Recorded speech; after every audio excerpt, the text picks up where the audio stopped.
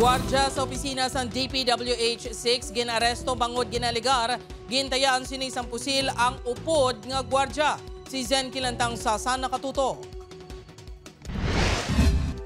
Ginkasuhan sang alarm scandal ka grave threat ang 39 anyos nga si Jeran Espinosa, security guard nga na-assign sa opisina sang DPWH-6 sa Iloilo City proper. Ini matapos nga ginreklamo sang upod sini nga gwardya sang pagpamahog kag pangpangtaya sini sang iya service firearm.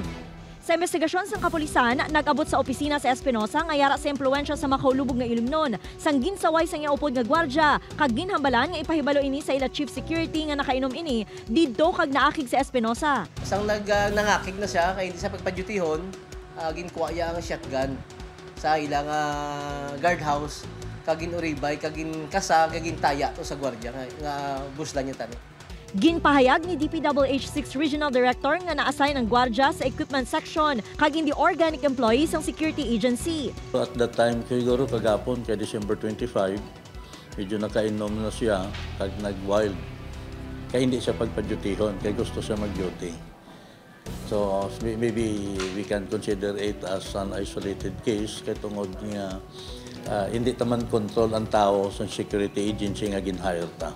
Nagapabilin nga detained sa Police Station 1 ang gwardya. Nagpaiway ni nga mag-atubang sa kamera. Upoy Kermal Porquia, Zen Kilantang Sasa, One Western Visayas.